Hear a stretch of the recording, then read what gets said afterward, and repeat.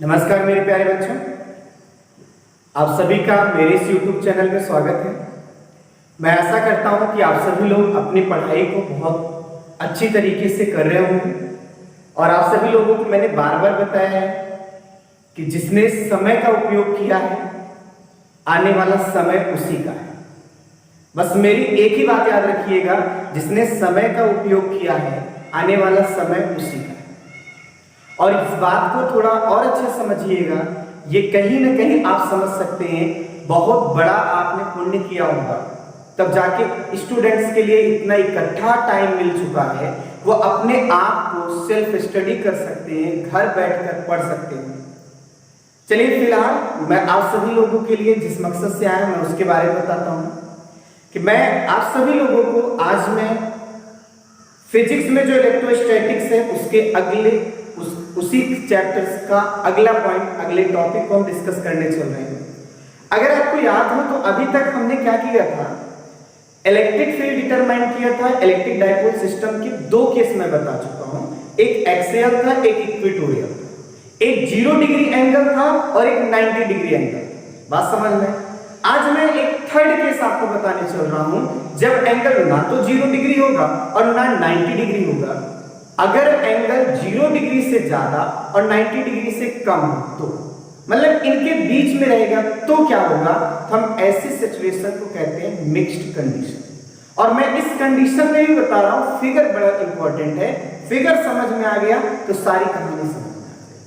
आइए हम उसको समझने की कोशिश करते हैं। आपका ये जो चैप्टर है इलेक्ट्रोस्टैटिक्स, बड़ा ही इंटरेस्टिंग और बहुत ही इंपॉर्टेंट चैप्टर है और बहुत अच्छा है। यानी अगर हम सभी लोग ध्यान से देखेंगे तो आज हम केस नंबर क्या करने चल रहे हैं, थर्ड पढ़ने चल रहे हैं। Electric field due to mixed condition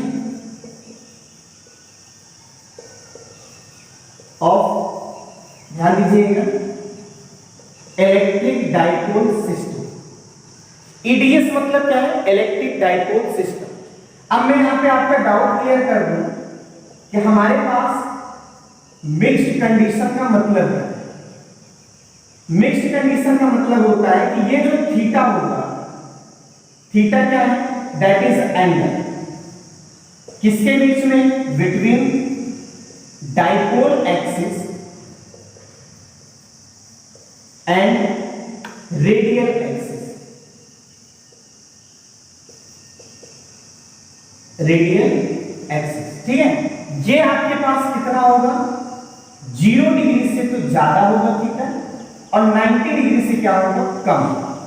तो हम ऐसी सिचुएशन को हम क्या नाम देते हैं, मिक्स्ड कंडीशन। और आप सभी लोगों को मैं फिर से बता रहा हूं, फिगर बहुत इंपॉर्टेंट है। फिगर को समझिए, सारी बातें समझ में आ जाएंगी।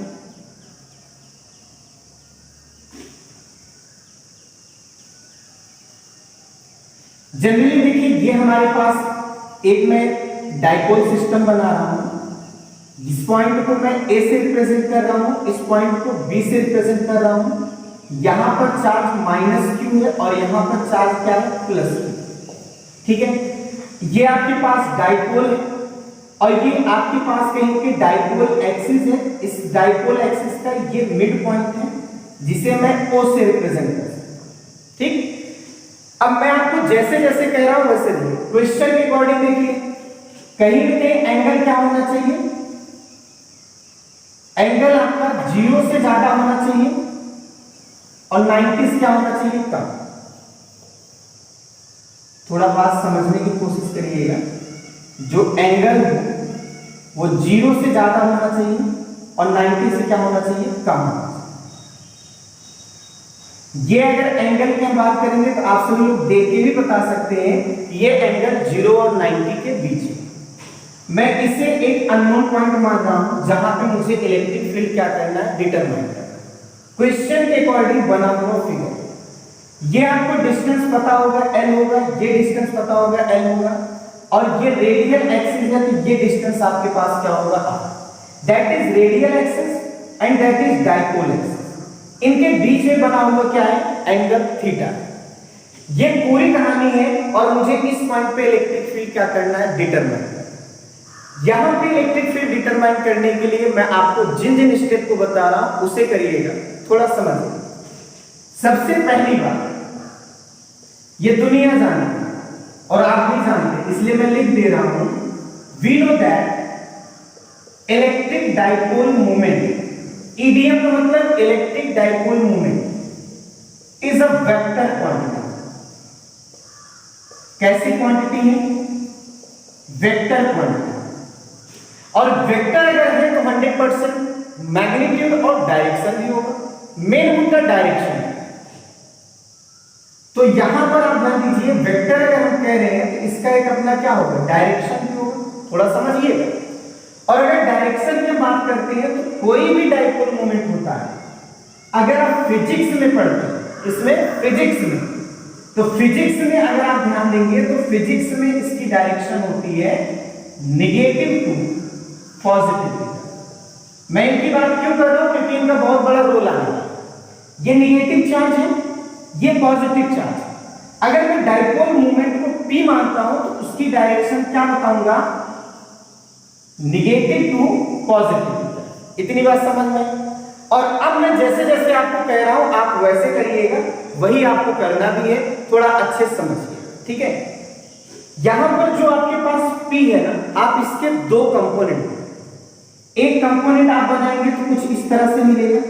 ध्यान दीजिए, P के मैंने दो कंपोनेंट बनाए, एक कंपोनेंट ये मिलेगा और एक कंपोनेंट आपको ये मिलेगा। एक एंगल के अकॉर्डिंग चल रहा है, एक विदाउट एंगल चल रहा है। जो एंगल के अकॉर्डिंग चल रहा है कहीं पे वो P क्या होगा, cos थीटा, और जो एंगल के अकॉर्डिंग नहीं चल रहा है वो क्या होगा, P sin। समझ आ रहा है आपको? अब आप बताइए, अगर मैं थोड़ा सा इसको कंप्लीट कर दूं, पीछे डॉटेड लाइन से मैं कंप्लीट कर दे रहा हूं, थोड़ा आप इसको अच्छी तरीके से समझिएगा, पूरा कंप्लीट कर सकते हैं। ये वाला जो आपके पास एरो वाला लाइन है, एरो की डायरेक्शन में कौन सा चार्ज है, plus Q, that is like a plus Q, and पीछे क्या हो जाएगा, माइनस। समझ आ रहा है आपको? इस वाली सिचुएशन में अगर हम ध्यान से देखेंगे, एरो वाला आपके पास क्या होगा, प्लस क्यू जैसा, और ये आपके पास क्या होगा, माइनस क्यू जैसा। यानी अगर हम देखें तो इस डाइपोल मोमेंट के जब हमने दो कंपोनेंट बनाए तो ये डाइपोल आपका खत्म हो चुका है, इसकी जगह पे दो डाइपोल सिस्टम बन चुका है। एक डाइपोल सिस्टम आपके पास ये बना हुआ है, ध्यान दीजिए, एक dipole system P sin theta और एक डाइपोल सिस्टम क्या बना हुआ, P cos थीटा। बात समझ में? इतना आप कर लेंगे। तो मैं इसको भी लिख देता हूं, जो आपके पास P है इसके कितने कंपोनेंट बनाए गए, दो कंपोनेंट बनाए गए। एक आपके पास क्या हो गया, P cos थीटा, और एक क्या हो गया, P sin थीटा। बात समझ आई आपको? अब आप बताइए P cos थीटा के रिस्पेक्ट, यानी ये आपका B जैसा हो गया, ये A जैसा हो गया। अब आप इसको भूल जाइए, पुराने वाले डाइपोल सिस्टम को भूल जाइए, अब जो दो नए बने उस पर ध्यान दीजिए। P cos थीटा के रिस्पेक्ट में ये पॉइंट आपका एक्सियल हो गया। समझ आ रहा है? यानी P cos थीटा के रिस्पेक्ट में अगर हम C पॉइंट की बात करेंगे, ये आपका कौन सा हो गया, एक्सियल कंडीशन। समझ आई आपकी बात? और P sin थीटा के रिस्पेक्ट में इक्वेटोरियल हो गया। कौन सा हो गया, इक्वेटोरियल कंडीशन।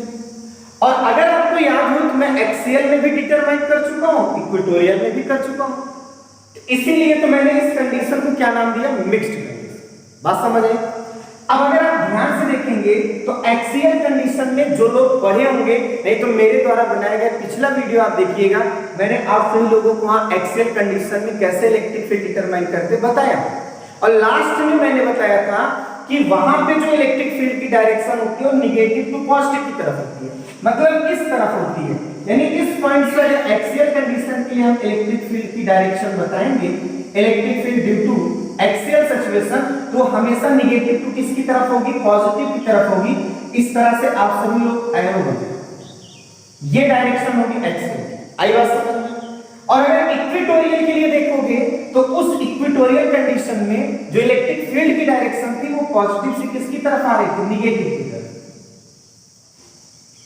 तो आपने बना दिया पॉजिटिव से निगेटिव की तरफ। ये जो इलेक्ट्रिक फील्ड है ये कौन सा है, इक्वेटोरियल। आई बात समझ। और अगर आप ध्यान से देखेंगे तो ये क्या है, जस्ट एक दूसरे के ये लाइन पैरेलल होनी चाहिए और ये लाइन क्या है, परपेंडिकुलर होनी चाहिए। यहां पर भी एंगल कितना बनेगा, 90 डिग्री का। ये भी वेक्टर है, ये भी वेक्टर है, दोनों कितने पे हैं, 90 डिग्री पे हैं। इसका मतलब इनका जो रिजल्टेंट होगा वो कहीं ना कहीं इनके बीच में जाने वाला हाइपोटेन्यूज, ये आपके पास क्या होगा, रिजल्टेंट होगा। और अगर हम इसमें देखें तो कितना एंगल बना रहा है, सपोज कर लीजिए अल्फा।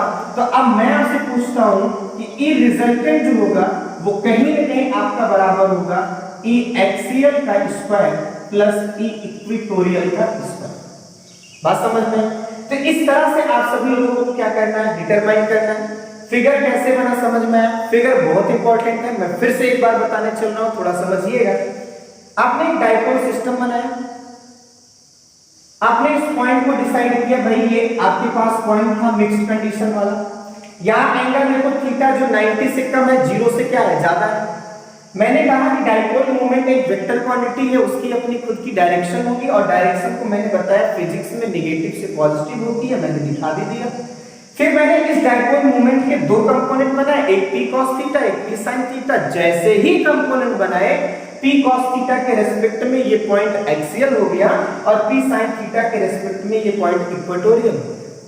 और मुझे एक्सियल और इक्वेटोरियल की डायरेक्शन पता होनी चाहिए कि एक्सियल कंडीशन में इलेक्ट्रिक फील्ड की डायरेक्शन थी नेगेटिव से पॉजिटिव, मतलब पॉजिटिव की तरफ, और इक्वेटोरियल में कंडीशन थी नेगेटिव की तरफ, सो नेगेटिव की तरफ। Axial and equatorial both are perpendicular to each other, so their resultant is their hypotenuse. इन दोनों के बीच का जो हाइपोटेनस होगा वही रिजल्टेंट। ये सारी बातें थ्योरेटिकल है, कैसे फिगर बनाने वाली बातें थी। अब बड़े आसानी से अगर आप ये समझ चुके हैं तो अब डेरिवेशन करने में कोई समय लगेगा नहीं, बहुत चुटकियों में डेरिवेशन हो जाएगा। अब आप जरा ध्यान से देखिएगा, जो चीज मैं बताने चल रहा हूं, अगर हम ई एक्सियल की बात करेंगे तो एक्सियल के लिए जरा देखिए कितना होता है फॉर्मूला, 1/4 पाई एप्सिलॉन नॉट के। याद होगा 2p बाई क्या होता था, r क्यूब। तो आप r क्यूब लिखिए, बस ध्यान इतना दीजिएगा इस बार p नहीं लिखा जाएगा, वो p cos थीटा है। बात समझ में आपको। और अब आप एक काम करिए, अगर हम यहीं पे इक्वेटोरियल की बात करते हैं तो इक्वेटोरियल की सिचुएशन में देखिए क्या लिखेंगे, 1/4 पाई एप्सिलॉन नॉट के। यहां केवल p था जो इक्वल होगा p sin theta is divided by r। इतनी बात समझ में। और अब मेरा जो ई रिजल्टेंट है अगर हम उसकी बात करें तो ये आपका इनका क्या होगा, ई एक्सियल का आप स्क्वायर करेंगे प्लस ई इक्वेटोरियल को आप स्क्वायर करेंगे और उनका आप क्या निकालेंगे, रूट। बात समझ में। कैसे करेंगे, थोड़ा सा आप देखेंगे कैलकुलेशन आपका कहीं ना कहीं लेंदी होने चल रहा है। लेंदी ना हो, बड़े आसानी से आपको सारी बातें समझ में आ जाए। जैसे आपने इसको किया है तो मैं आपको बता दूं, सबसे पहले एक काम करिए, डायरेक्ट मैं कर देता हूं कि भाई जो भी चीज जो है एकदम क्या है, सब में common. 1/4 pi epsilon not p by r, 1/4 pi epsilon naught के p बाई r। अगर आप स्क्वायर करेंगे एटलीस्ट कॉमन हो जाएगा, वो बाहर निकल आएगा, तो मैं डायरेक्ट बाहर निकाल 1/4 पाई एप्सिलॉन नॉट के और p बाई r क्यूब को मैं बाहर ले। अब अंडर रूट में क्या आएगा जरा देखिए, यहां 2 cos थीटा बचेगा, उसका स्क्वायर प्लस यहां पे sin थीटा बचेगा, इसका स्क्वायर। ये तो sin स्क्वायर थीटा हो जाएगा। समझ में आया आपको। अब आप बताइए क्या हो जाएगा, कि r बराबर 1/4 पाई एप्सिलॉन नॉट के p बाई कितना, r क्यूब, अंडर रूट में थोड़ा सा ध्यान दीजिएगा, अंडर रूट में ये आपके पास हो जाएगा 4 cos square theta plus sin square. अब मैं यहां थोड़ा सा मैथ एंट्री करा रहा हूं, मैथ की। ई आर बराबर में लिख सकता हूं 1/4 पाई एप्सिलॉन नॉट के p बाई r क्यूब। यहां पे जो 4 cos theta, cos square theta, इसे लिखिए 3 cos square theta plus cos square theta plus sine square theta. उम्मीद है समझ में आ गया होगा। और sine square theta cos square theta का सम क्या होता है? 1 होता है। तो इस तरह से देखिए ई आर बराबर आपके पास क्या हो जाएगा 1/4 पाई एप्सिलॉन नॉट के पी बाई आर क्यूब। यहां मिल जाएगा आपको 1 + 3 कॉस स्क्वायर थीटा। ठीक है, अब एक काम करते हैं, मैं फिर से इसी चीज को बता रहा हूं, थोड़ा सा आप इसको देखिए। ये डेरिवेशन उम्मीद है समझ में आ चुका होगा। लास्ट में जो फॉर्मूला मिला हुआ है मैं उस फॉर्मूले को फिर से लिख रहा हूं। आपके पास ई आर जो आया वो आया 1/4 पाई एप्सिलॉन नॉट के P by R cube. Root में आया है 1 + 2 कॉस स्क्वायर थीटा। अब मैं आपको बता दूं ये जो फॉर्मूला है बहुत ही इंपॉर्टेंट फॉर्मूला है, और इस फॉर्मूले की हेल्प से आप एक्सियल कंडीशन में इलेक्ट्रिक फील्ड कितना होगा, इक्वेटोरियल कंडीशन में इलेक्ट्रिक फील्ड कितना होगा, उसे भी डिटरमाइन कर सकते हैं। अब अगर आप ध्यान से देखेंगे तो मैं यहां पे बता दूं, जैसे आप मान लीजिए एक्सियल में डिटरमाइन करना चाहते हैं, तो एक्सियल के केस में अगर आपको याद हो तो थीटा कितना था 0 डिग्री। और जब 0 डिग्री यहां रख दोगे तो क्या मिलने वाला है, देखो 1/4 पाई एप्सिलॉन नॉट के पी बाई आर क्यूब। यहां 1 + 2 कॉस, यहां पर आप ध्यान से देखेंगे तो आप सभी लोगों को 3 कॉस स्क्वायर थीटा रहा होगा। कितना रहा होगा 3 कॉस स्क्वायर थीटा, सॉरी 3 रहा। अब आप जरा देखिए 3 कॉस स्क्वायर थीटा। अब इस थीटा की वैल्यू 0 रख दीजिए। जब आप 0 रखेंगे तो क्या मिलेगा बोलो 1/4 पाई एप्सिलॉन नॉट के पी बाई कितना आर क्यूब। यहां मिल जाएगा 1 प्लस क्या हो जाएगा 3, क्योंकि cos थीटा में थीटा की वैल्यू 0 होने मतलब 1, और 1 का स्क्वायर क्या हो जाएगा 1 ही रहेगा। थीटा 0 रखोगे तो ये 3 1 कितना हो गया 4, 4 का रूट 2। वही फॉर्मूला आया नहीं है 2p बाई कितना आर क्यूब। ये एक्सियल में होता है, कोई डाउट? अच्छा आइए देखते हैं इक्वेटोरियल में कैसे। बस इक्वेटोरियल में आप क्या करिएगा, एंगल को 0 कर दीजिए। यहां एंगल आप 0 कर देंगे, सॉरी 90 कर देंगे, और जब 90 कर देंगे ये पूरी वैल्यू 0 हो जाएगी। और जब 0 हो जाएगी तो डायरेक्ट मैं फॉर्मूला ही लिख देता हूं p बाई आर क्यूब। क्यों? क्योंकि यहां पर आप देखिए 1 प्लस क्या हो जाएगा 0, और 1 का रूट क्या होता है 1। तो फाइनली आप देखो फॉर्मूला तो वही मिला ना 1/4 पाई एप्सिलॉन नॉट के p बाई कितना हो गया आर क्यूब। ये आपके पास क्या हो जाएगा इक्वेटोरियल। आई बात समझ में आपको? अच्छा आप सभी लोगों को याद होगा मैंने एक्सियल भी समझाया था, इक्वेटोरियल भी समझाया था। मैग्नीट्यूड का फॉर्मूला, इक्वेटोरियल के लिए मैग्नीट्यूड का ये फॉर्मूला, एक्सियल के लिए ये फॉर्मूला, राइट। मैंने फॉर्मूले के साथ साथ डायरेक्शन के बारे में भी हिंट किया था, अगर आपको समझ में आया तो मैं फिर से यहाँ डायरेक्शन के बारे में बताने चल रहा हूँ।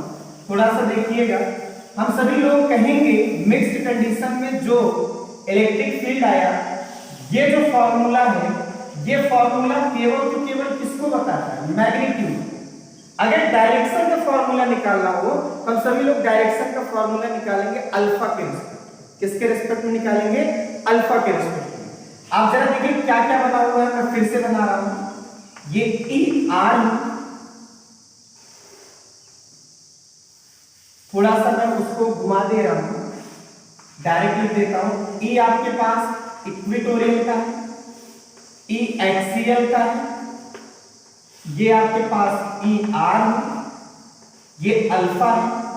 अब आप क्या करेंगे जरा देखिए,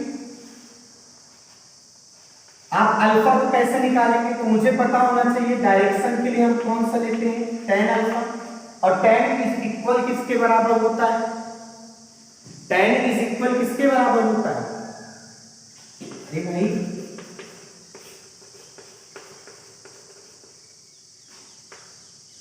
कहीं देखिए L by A sine cos tan, तो L by A hypotenuse by, आप बेस बताइए हाइपोटेनस कौन सा है?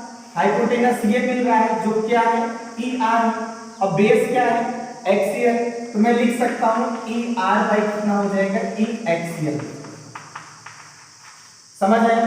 और अगर आप इस सिचुएशन में रख भी देते हैं वैल्यू को, थोड़ा सा देखिए क्या मिल जाएगा, tan alpha is equal E R की वैल्यू क्या होगी 1/4 pi epsilon naught T by कितना R cube 1/4 pi epsilon naught के टी बाई क्या हो जाएगा आर क्यूब और ई आर, और यहां पर क्या हो जाएगा, थोड़ा सा यहां मिटाना पड़ेगा।